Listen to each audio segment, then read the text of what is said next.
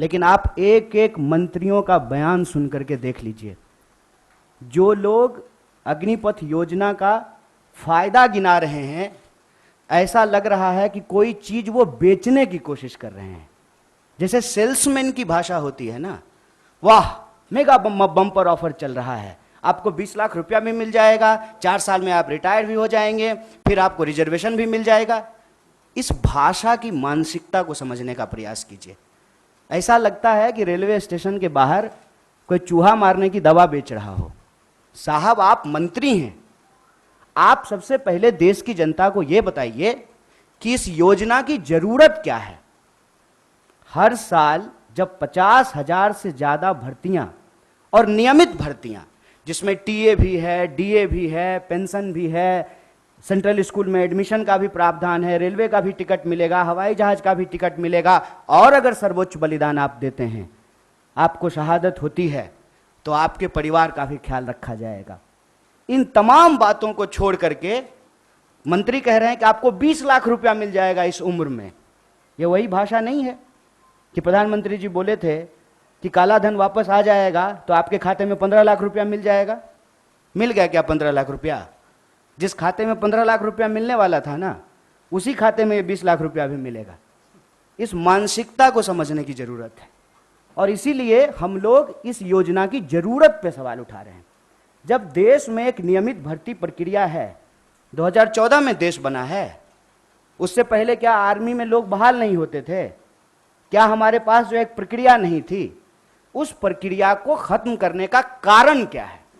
तब सरकार के कुछ दावे बताए जा रहे हैं। दावा क्या है? दावा यह है कि हम चाहते हैं कि हमारे देश के नौजवानों को रोजगार मिले। ये तो आप चाह रहे हैं, ये आप वादा भी कर चुके हैं कि हर साल आप 2 करोड़ नौकरी देंगे। उस 2 करोड़ नौकरी को छोड़ करके पीएमओ ने अभी ट्वीट किया कि हम 10 लाख रोजगार देंगे। साहब अगर आप रोजगार देने के लिए सीरियस होते, 28 लाख पोस्ट जो हैं वो सिर्फ सेंट्रल गवर्नमेंट में रिक्त पड़ा हुआ है, और आप स्टेट गवर्नमेंट में जाकर के देख लीजिए, भर्तियां नहीं की जा रही है। हकीकत क्या है? हकीकत यह है कि ये असली बात देश की जनता से छुपाना चाहते हैं। असली बात क्या है? आप सब लोगों को याद है कि जब नोटबंदी की गई तो यह दावा किया गया कि इसके बाद नक्सलवाद समाप्त हो जाएगा, आतंकवाद समाप्त हो जाएगा।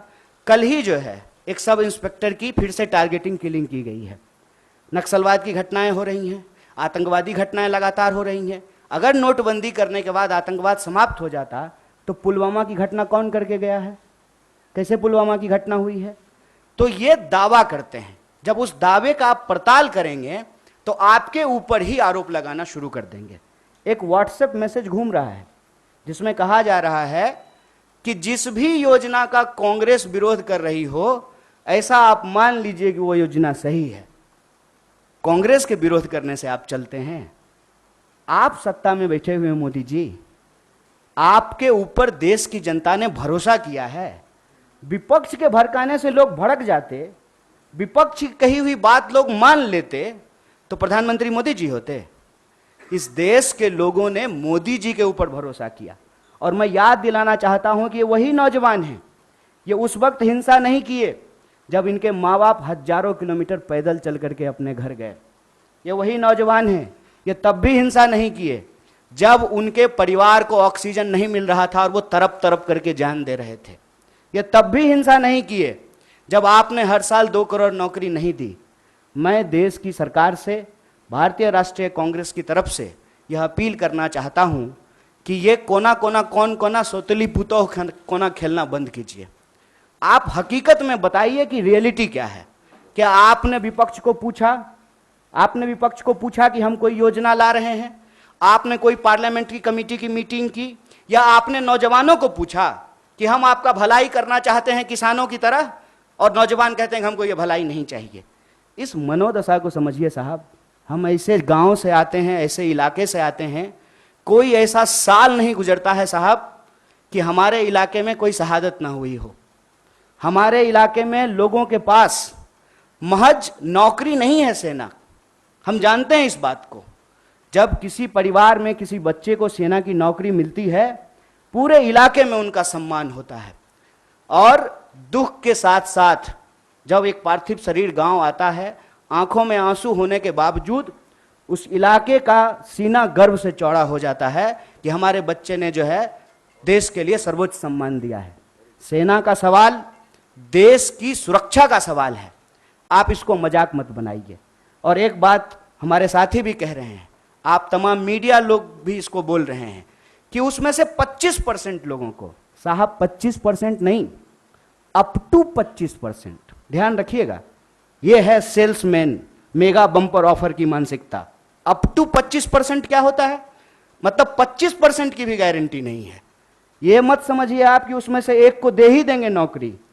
बहुत चालाकी से टर्म्स एंड कंडीशन लिख दिया है, अप टू 25%। और इसमें यह कितना गंभीर है, इस गंभीरता का आप अंदाजा लगाइए कि अभी आए हुए 3 दिन हुए हैं घोषणा किए हुए, 2 मेजर अमेंडमेंट हो चुका है, और जो फायदा गिनाए जा रहे हैं वो फायदा तो पहले से है। सेना में, आर्म फोर्सेस में, पैरामिलिट्री में भर्ती होने की मैक्सिमम आयु 25 वर्ष है। 25 वर्ष से ज्यादा में तो आप बहाल ही नहीं हो सकते हैं। उसके बाद अलग अलग रैंक पे आप कितना समय तक सेवा देंगे वो पहले से निर्धारित है। और जो लोग आर्मी की नौकरी समाप्त करके, सेवा समाप्त करके आते हैं, उनको अन्य जगहों पे सुविधाएं दी जाती है। भूतपूर्व सैनिकों को सुविधाएं दी जाती है, भूतपूर्व सैनिकों के परिवारों को सुविधाएं दी जाती है। और आप में से बहुत सारे लोग, मैं बहुत साधारण बात करता हूं, मुझे लंबी चौड़ी बात करनी नहीं आती है, क्योंकि कहते हैं जाके पैर न फटे विवाई, वो का जाने पीड़ पड़ाई। हमको पता है कि आर्मी में कौन लोग जाते हैं। गृह मंत्री का बेटा आर्मी में नहीं जाएगा, वो बीसीसीआई का सेक्रेटरी बनेगा। हमको पता है कि वहां पे सेवा करने वाले कौन लोग होते हैं, गरीब किसान मजदूर के बच्चे होते हैं। कोई नेता का बाल बच्चा आर्मी में नहीं जाता है। जाता है, प्रधानमंत्री भी जाते हैं फोटो खिंचवाने के लिए। फोटो खिंचवाने के लिए वर्दी पहनना एक बात होता है, देश की भक्ति के लिए, सर्वोच्च सम्मान के लिए वर्दी पहनना दूसरी बात होती है। दीपावली में जाकर के मिठाई बांट देंगे, उसके बाद आकर के अग्निपथ योजना ला करके देश की जवानों का दिवाला निकाल देंगे।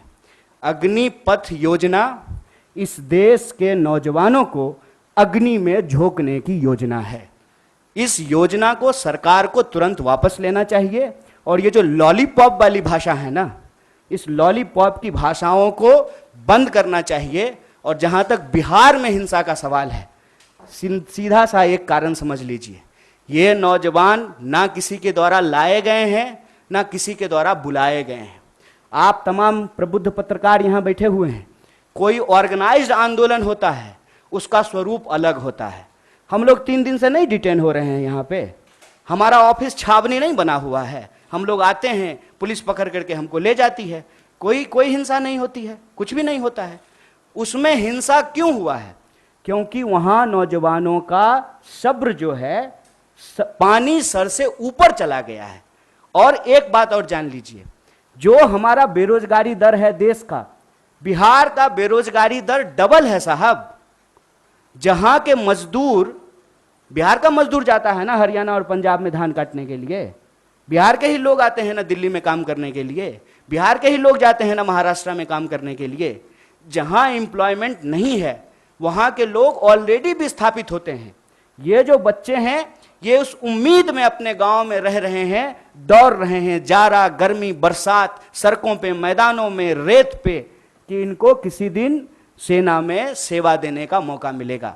ये मौका इनसे जब छीना जा रहा है तो इनका सब्र टूट गया है। लेकिन मैं इन तमाम नौजवानों से भी एक अपील करना चाहता हूं, दोस्त, हम किसान के बच्चे हैं और हमारे माँ बाप ने इस सरकार को झुकाया है, इस सरकार को बताया है कि ये देश गांधी का देश है और गांधी के देश में सत्य और अहिंसा से ही कोई लड़ाई जीती जा सकती है। इसीलिए भारतीय राष्ट्रीय कांग्रेस की तरफ से इस आंदोलन का पूर्णतः समर्थन करते हुए सरकार से यह अपील करते हैं कि इसको वापस लीजिए और नौजवानों से अपील करते हैं कि देश की संपत्ति को मत जलाइए, मत जलाइए, क्योंकि कल को आपको वही संपत्ति इसी प्रधानमंत्री से बचाना भी है। क्योंकि देश की संपत्ति ये दोस्त को बेचने वाले हैं, ये हमारे आपके टैक्स के पैसे की संपत्ति है, इसकी रक्षा कीजिए, सत्य और अहिंसा के रास्ते पे चलिए। और किसानों ने 700 लोगों की शहादत देने के बाद 1 साल से ज्यादा आंदोलन चलाया, शांतिपूर्ण तरीके से चलाया, तमाम तरह के आरोप लगाए गए, जैसे आज आपके आंदोलन को कहते हैं उपद्रवी, तोड़ फोड़ करने वाले, हिंसा करने वाले, ये कहां से आ गए, कैसे आ गए, कौन है इसके लिए जिम्मेवार? और विपक्ष के माथे पर मत खेलिए। विपक्ष की बात जनता अगर सुन रही होती तो आप देश के प्रधानमंत्री नहीं होते। इसलिए प्रधानमंत्री होने के चलते मैं आपसे अपील करता हूं कि इस योजना को आप वापस लीजिए। मीडिया रिपोर्टिंग में और कई जगह इस बात को बार बार हाईलाइट किया जाता है कि बिहार में आंदोलन हो रहा है। एक्चुअली एक डिजाइन है। किसान आंदोलन के दौरान भी आपने देखा होगा कि नहीं नहीं कुछ मुट्ठी भर किसान हैं वो हरियाणा और पंजाब के। अगर मुट्ठी भर थे तो वापस क्यों लिया? और अगर सिर्फ बिहार का मसला है तो नागपुर से लोग जो है पैदल क्यों आ रहे हैं दिल्ली की तरफ? तेलंगाना में घटना हुई, झारखंड में हुआ, राजस्थान में हुआ। तो ये एक देशव्यापी सवाल है। ऐसा नहीं है कि किसी एक राज्य से ही लोग सेना में भर्ती होते हैं, हर राज्य से होते हैं। बिहार का जहां तक मसला है, मैंने आपको कहा कि राष्ट्रीय बेरोजगारी दर से बिहार की बेरोजगारी दर दोगुनी है और वहां पे काम के लिए विस्थापन करना, दूसरे राज्यों में काम करना, ये दशकों से ये समस्या चली आ रही है। मैं मौजूदा सरकार को जिम्मेवार नहीं ठहरा रहा। इसकी वजह से क्या हुआ है कि जो एक आखिरी उम्मीद कहते हैं नौजवानों का कि हमको सर्वोच्च बलिदान देने का मौका मिलेगा, सेना में सेवा करने का मौका मिलेगा, और बहुत कुछ निर्भर करता है साहब। मैं बहुत सारी चीज़ें बोलना नहीं चाहता हूँ। नहीं होगा ना आर्मी में भर्ती तो ब्याह नहीं होता है, आप जान लीजिए ये बात। और 4 साल में रिटायर होकर के आ जाएगा तो कौन ब्याह करेगा जी? ये बहुत बुनियादी सवाल है, समझिए इस बात को। एक लड़का सिर्फ नहीं जाता है आर्मी का नौकरी करने के लिए, पूरा का पूरा परिवार, पूरा का पूरा गांव उससे सम्मानित होता है। अगर ऐसा नहीं होता तो क्यों शहीदों का जो है गेट बनाया जाता है? ये हमारा एक व्यक्तिगत पेन है साहब, इसीलिए हम लोगों को दुख हो रहा है। और ऐसा नहीं है कि हम इस सवाल पे निकले हैं। अभी रेल मंत्री अपील कर रहे हैं। ये रेल मंत्री तब कहां थे जब रेलवे की भर्ती में गड़बड़ी आई थी? याद कीजिए, तब भी बवाल हुआ था। तब रेल मंत्री आकर के बोले, फिर उस योजना को वापस लिए।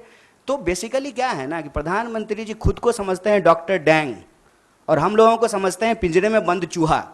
तो जब मन करे तब जो है ना इंजेक्शन लगाना शुरू कर देते हैं, टेस्ट करते हैं कि कितना उछला, कितना जो है अनसीरियस चीज है। आप समझिए तो 2 दिन आंदोलन हो गया, कई ट्रेनें जल गई, हिंसा हो गई, तब कह रहे हैं कि नहीं नहीं नहीं इस बार जो है 2 साल एज बढ़ा देंगे। तो सो रहे थे। कहता तो है कि जगते रहते हैं आप, सोते ही नहीं हैं। तो उस वक्त बहाली जब आप निकाल रहे थे तो आपको समझ में नहीं आया था। ये सीरियस नहीं है।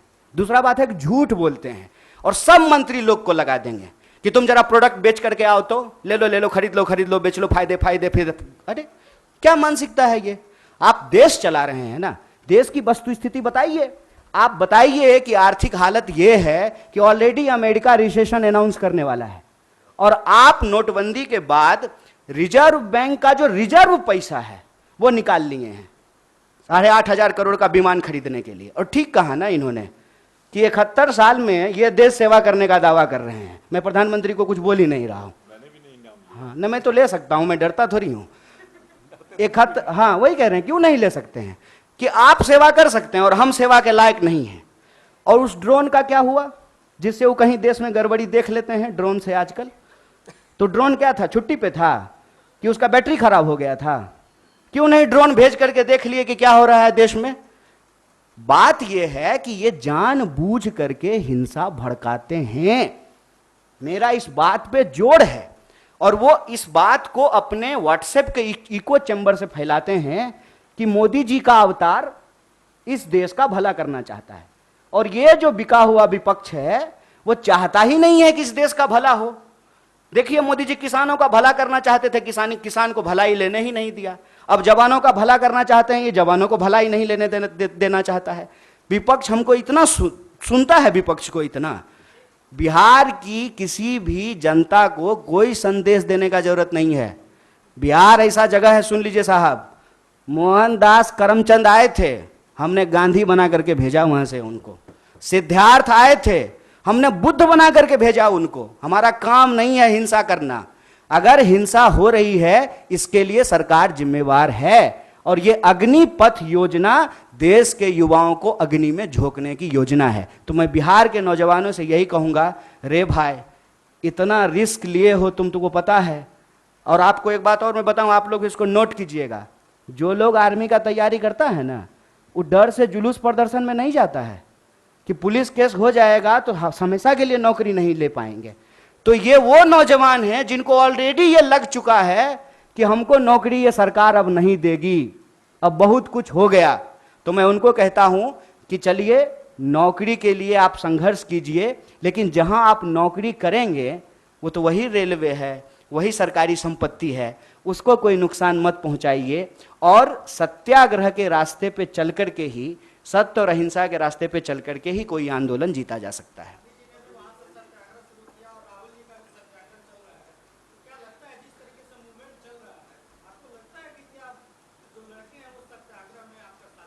देखिए, हम ज्योतिषी तो नहीं हैं और ये किसी को नहीं लग रहा था कि किसान आंदोलन के बाद जो है कृषि बिल वापस होगा। एक बात बस हम जानते हैं, लगता नहीं है, बिन लड़े कुछ भी नहीं मिलता यहाँ, ये जानकर लड़ना पड़ता है न्याय और हक के लिए। और नौजवानों की इस लड़ाई में भारतीय राष्ट्रीय कांग्रेस पूरी तरह से उनके साथ है।